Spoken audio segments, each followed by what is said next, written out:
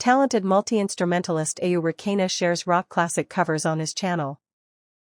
These are covers of a particular category, expert, educational renditions that replicate the style of the chosen musician with the greatest precision. The work on a drum cover of Genesis, The Battle of Epping Forest, took Rakena 2 years. He studied materials available online, verified their credibility, looked for tips on blogs and in the specialist literature, and practiced continuous changes in meter, accentuation, and phrasing. The result of this effort is a recording lasting over 10 minutes, in which we see and hear a faithful copy of Phil Collins at the peak of his phenomenal form. The recording has no cuts. Epping Rakena controls every stroke with the precision required of classical music competition musicians. However, Epping does not play for awards, nor does he sign contracts or collect titles and distinctions. He plays for his own pleasure and satisfaction. He documents his passions and emotions, as if to show us how much joy he derives from making music. This is not the attitude of an old-fashioned aesthete, dreamer, or idealist, but an increasingly common way of participating in contemporary culture. People who record covers remind us of the difference between playing music and watching videos about playing music. They remind us that music does not fall on us like rain from a virtual cloud, but is the result of human interactions and creative work. They remind us that passive listening can be boring and leave us wanting more, while playing, creating, and engaging brings satisfaction and restore the cultural significance, meaning, and social context of music. They also remind us that the digitization of music recordings, with its automated duplication, causes content inflation, and erases all of the richness associated with listening to rituals. This digital erasure, which has caused significant changes and re-evaluations in culture, already has a long history. In the first decade of the 21st century, such applications as Napster and Comicage appeared, allowing us to listen to audio files anywhere and anytime, simply by swiping a thumb across the phone screen. Everyone could access a digital archive and wander freely through a monstrous labyrinth of links. It was precisely this fully digital nature of the MP3 file that became its weakest cultural aspect.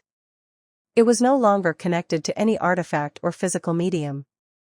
The MP3 format, replacing the compact disc, became a raw sound recording devoid of cultural context. Digitizing and sharing recordings became a global obsession. Fortunately, only a temporary one. When the virtual library started to resemble Borges' The Book of Sand, where finding a previously opened page is impossible, the fever of archivization subsided, and the number of people eager to listen to the enormous amounts of stored data quickly decreased. All the more so that engaging with a sound recording streaming directly from an abstract cloud into one's brain neurons was more and more often seen as an overly alienated and passive way of enjoying music. And that was the moment when a new face of digital culture clearly emerged. Instead of passively listening to sound recordings, people could now play with them in an interesting and satisfying way, using widely available tools to edit, arrange, or produce.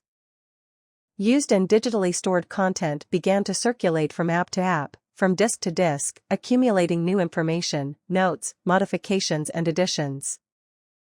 Just as in a traditional library, borrowing and using books leaves marks on the paper, notes in the margins or creased pages, so also did copying and using digital files allow for the recording of content in them that said more and more about the users themselves. Continuous improvement of multimedia tools enabled digital media users to move from mechanical copying, through modest editing, to hypermedia creations where text, sound and image form one intensified message. Such creations, serving deeper communication in the world of hypertext, are exemplified by Epping Rakena's covers. Today, from every slogan, title, idea, or photo posted online, wide ripples of various activities, presences, intentions, and emotions spread out as if from a stone thrown into water. Browsing the digital versions of any song, even a none too popular one, will suffice to understand how quickly it becomes surrounded by, entangled in, and filled with content by a web of human relationships. What can we find in the digital archive, for example, on the shelf labeled Slint Nosferatu Man? Sorting the files chronologically, we will start with tape recordings of the band members' notes, showing how the idea for this song was born, how it was developed collectively, and how it matured from a rough concept to the final studio version. Nosferatu Man, Evanston Riff Tape. Nosferatu Man, 4-track vocal demo. Nosferatu Man, basement practice. Nosferatu Man, studio version. Nosferatu Man, remastered. Next, the Nosferatu Man shelf quickly fills up with new items from hypermedia datasets, opening up new perspectives for contact, listening, interpretation and participation. Nosferatu Man, live concert. Nosferatu Man, lyrics on screen. Nosferatu Man, play along. Nosferatu Man guitar cover. Nosferatu Man drum cover. Nosferatu Man, a symphony of horror. Nosferatu Man honest reaction. Nosferatu Man, vinyl rip. Nosferatu Man, slowed. Nosferatu Man nightcore. Nosferatu Man, 432 Hz. Nosferatu Man, Doomer edition. Nosferatu Man, karaoke.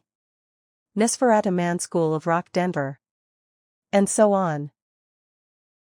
It is no longer possible for anyone to estimate the size of such fractals growing around almost every song.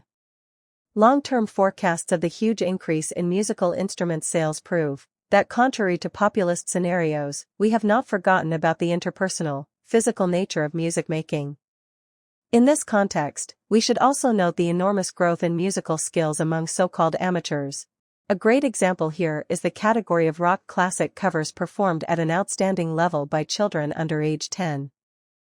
Returning to the analogy of a paper archive, in the digital, hypermedia world, such file names as Nosferatu Man or The Battle of Epping Forest do not refer solely to songs created at a specific time, or to contextually dead sound recordings, but rather function like the cards in a library catalog.